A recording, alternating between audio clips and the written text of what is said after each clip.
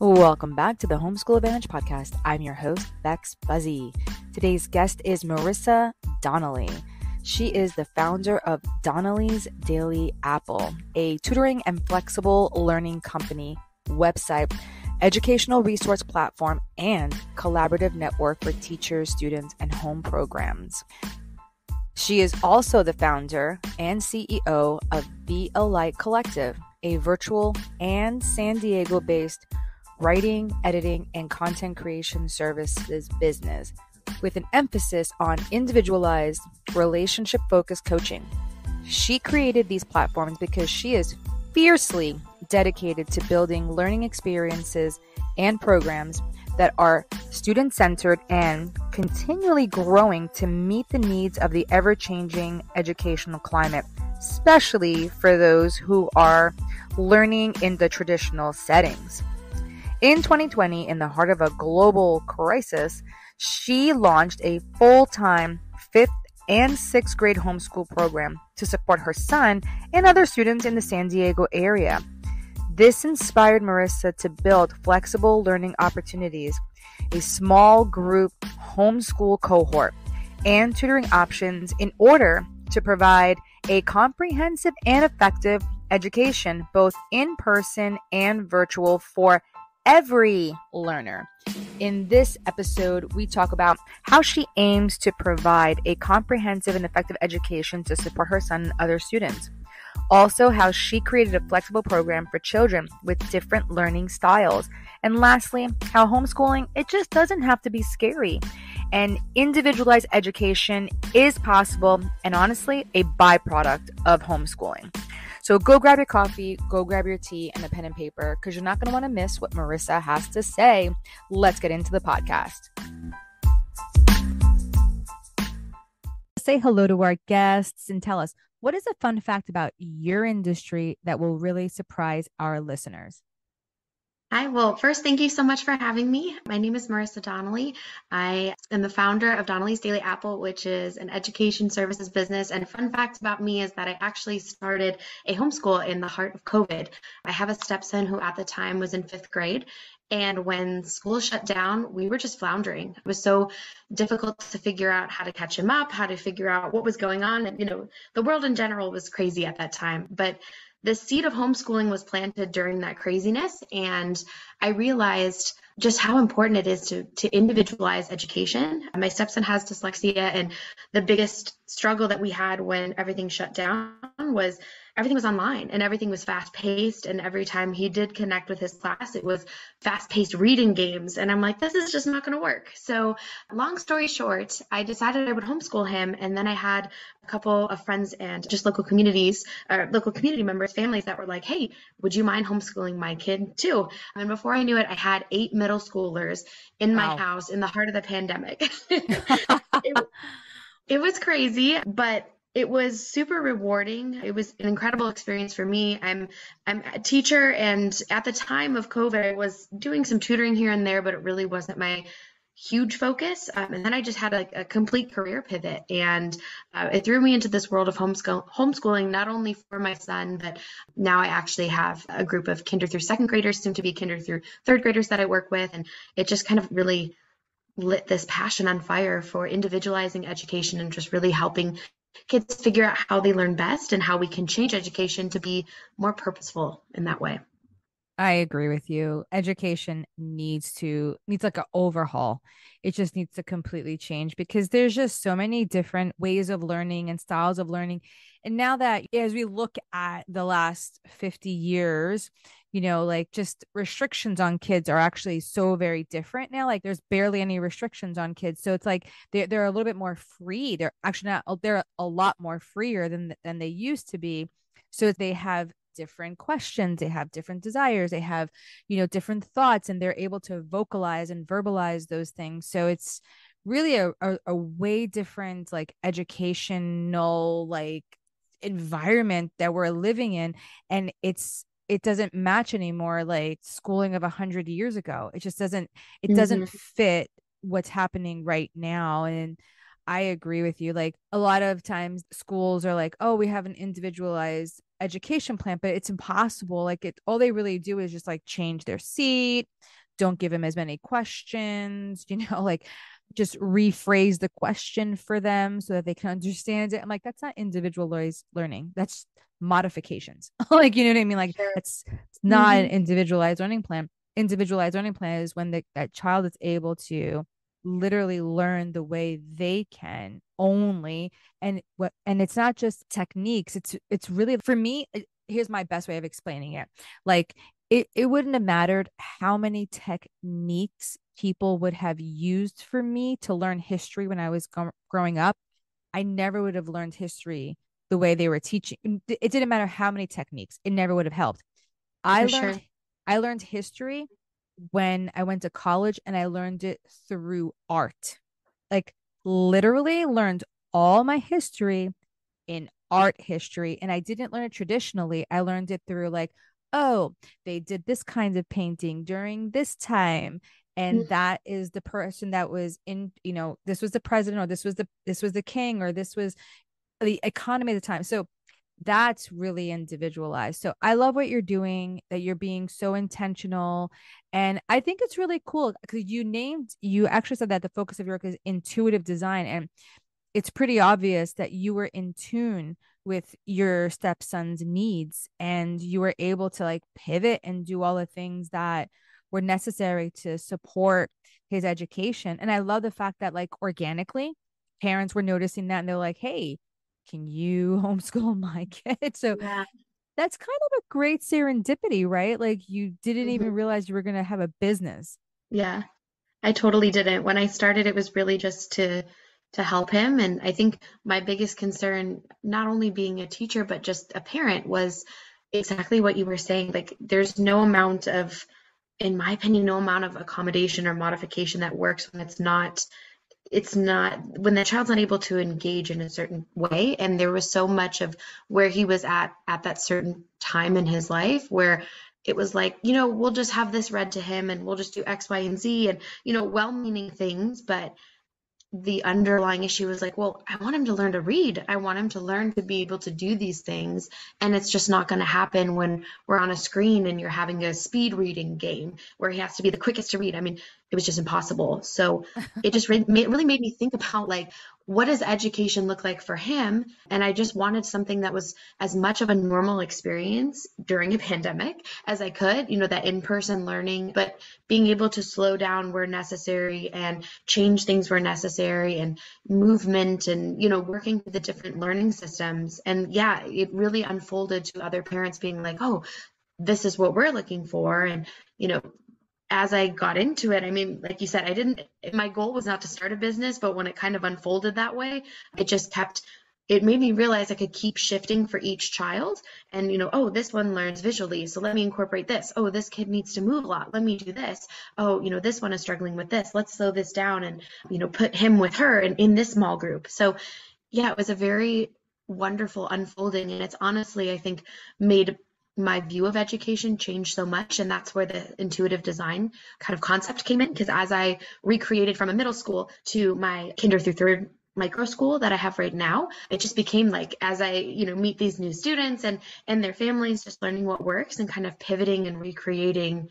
Honestly, every year I've now done this. This will be my third year with this smaller, younger group. And yeah, it feels like a continual pivot. And as a teacher, that's really wonderful to be able to change and not be stagnant. Yeah. So were you a public school teacher or like a private school teacher? I wasn't a public school teacher. I got my teaching license and certification. I was in the public school for my student teaching, and then I just kind of went everywhere. I was in a bunch of different schools. I was at a private school. I was at a school that specializes in education, or special education, sorry. And then I did tutoring on the side. And honestly, then I kind of pivoted and I was focused more in the writing world and coaching writers and writing for different magazines. And when COVID happened, then I was like, in the homeschool world. So yeah, it's been a really interesting pivot and a really wonderful realization that I love to teach, and I Yeah. love to create how to teach every day and how to do it better every day. Yeah, and you have so much like experience with all of your different areas that you are working in. So how does that translating into your school now? So when I graduated from college, I really teaching was a passion of mine, but I was really interested in writing. I wanted to write books. I wanted to get, different articles of mine published. So I did that for a little bit, and then I went into the coaching of writers. And now I think it's really interesting how those two areas of my life have merged. I love to write and I love to create content and run social media pages and do that for myself and clients. And that's actually had a really fun merge as I built my micro school and my education services, because I'm able to create the content for those. I'm able to really teach my students their own voice and how to write and the importance of that, which is coaching and teaching are so similar just in general. But there's been a really fun blend. And honestly, for the longest time, I really struggled because I have so many different passion areas. In fact, I like coined on my personal website that I'm this multi-passionate person because I could never fit or pick one lane. But the beautiful thing about what I'm doing right now is I don't have to. I teach, I coach my students in their writing. I run social media pages, and I do a lot of the content for my own business to share what I'm passionate about and help bring other students in. So there's just a lot of blending, and it's also just helped, I think, keep me passionate about it because I'm always doing something new every day. Even though I'm working with, some of the same students, it's, every day feels like a new adventure and a new opportunity to create something that works better for, that particular student or that particular day, etc.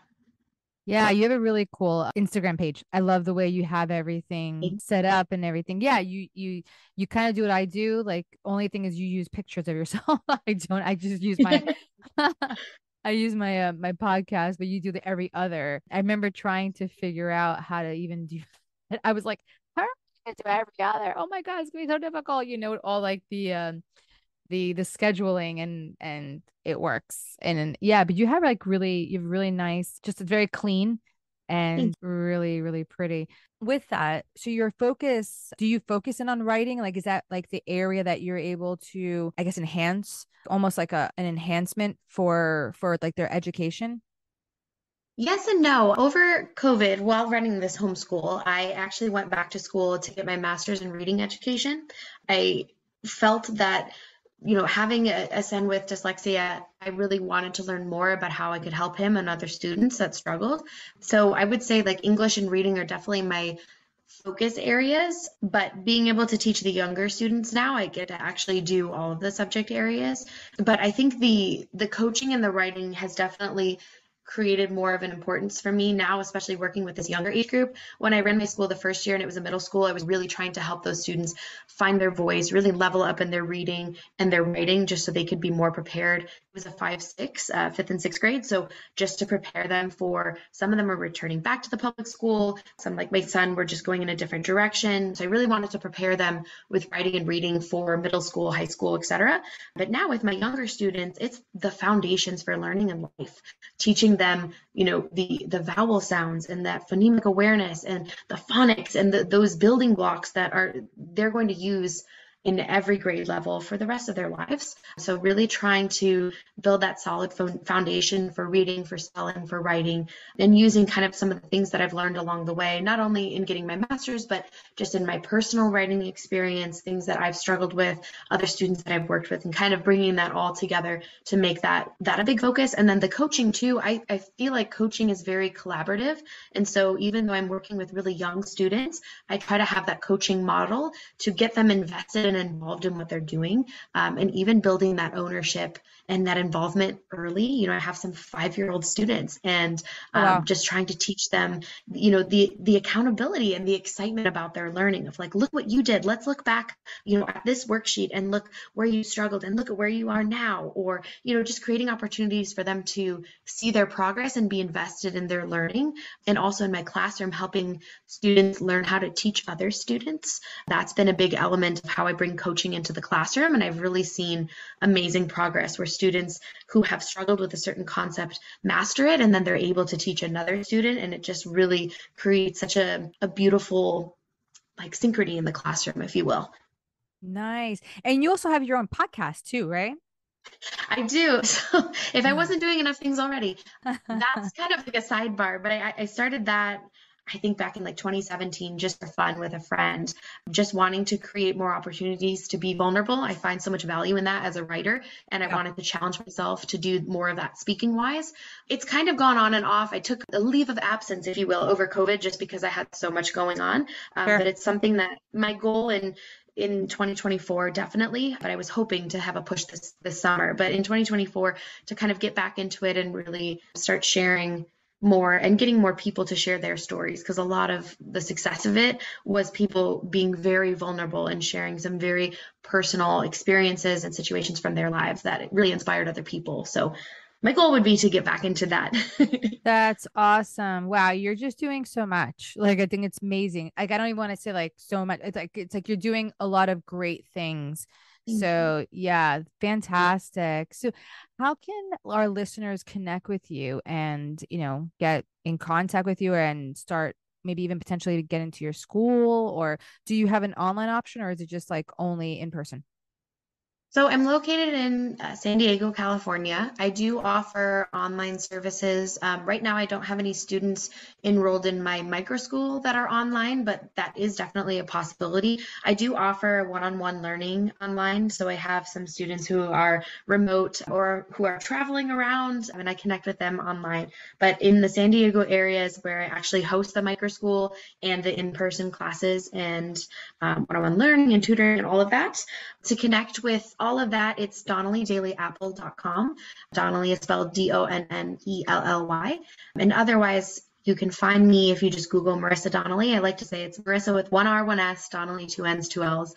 But you can kind of Google me, and I have my personal page, my writing, coaching, teaching. It's all intertwined in there somewhere. But wherever you find me, if you just send me a message, just let me know, if you're looking for school or tutoring or whatever, and I can kind of point you in the right direction. But I just feel really, really privileged and really blessed to be able to offer these kind of services to families. It's such a wonderful thing to realize, like how much, I think I said this, but how much I love teaching and just how much value in this homeschool environment from a teacher perspective, being able to do things with more ownership and independence, and the families, I feel like being able to choose your child's education and kind of craft it to your own desires, and for the students knowing that, ultimately I feel like my students want to be there. They enjoy their time. It's not perfect, of course, but just being in a smaller class and being able to really build friendships and have opportunities to do things that you can't in a class of 30, it just is a really cool, positive all around experience. Wow. That is so cool. I am so glad we got a chance to chat and everything. I just love hearing, I love your passion. Like, you know, it really comes through your heart and love for teaching. You're not like overly fast talker or anything like that, but like your passion is so apparent. You know what I mean? Like it's so clear. I could just hear Thank it oozing off of you. So that's fantastic. So as we're wrapping it up, and also I will put all of your links in your show notes page so that people can just click and go. But as you. we're wrapping it up, what is one takeaway you want our listeners to get from our conversation today? I think the biggest thing that I would like parents and anyone really listening is to know that you can take things into your own hands. And when it comes to education, whether it's for yourself, your child, your friends, kids, whatever, there are so many options. For the longest time, I was so stressed out and so worried, even as a teacher, for my son and what the heck was going to happen with his schooling. I just remember there was it was just a lot of stress, honestly, about what's going to happen with his future. What is his life going to look like? Is he going to be able to learn X, Y, and Z skills? And I felt like there weren't very many options. And on top of that, all the other things, the time, the commute, the financial aspect of trying to curate your child's education. It's a lot of heaviness. And it wasn't until I was really forced to kind of take it into my own hands that I realized there's so much you can do. And that's the beauty, I think, of just homeschooling in general. There's so much that you can do, but I think people are very scared of homeschooling. I was, myself included. I was definitely scared, even being a teacher who is quote qualified, because it just feels like an unknown world sometimes. But there are so many options and ways you can take your kids' education into your own hands. You can curate things that work for you, whether it's hiring a teacher, whether it's outsourcing some things, whether it's purchasing curriculum and doing it yourself. I just want people to know that it's very possible, and also that you are your own best advocate and you're your child's best advocate. But I've definitely learned in this experience that there are a lot of wonderful people and a lot of wonderful systems, but at the end of the day, you're the best advocate. So if you feel like you need to make a change, empower yourself to do so. I honestly feel like you won't regret it. I love that. Oh man, with that, we are wrapping this up. But thank you so much, Marisa, for coming on and just sharing your wisdom, your passion, your heart with all of us. It's been a pleasure having you on today. Thank you so much for having me.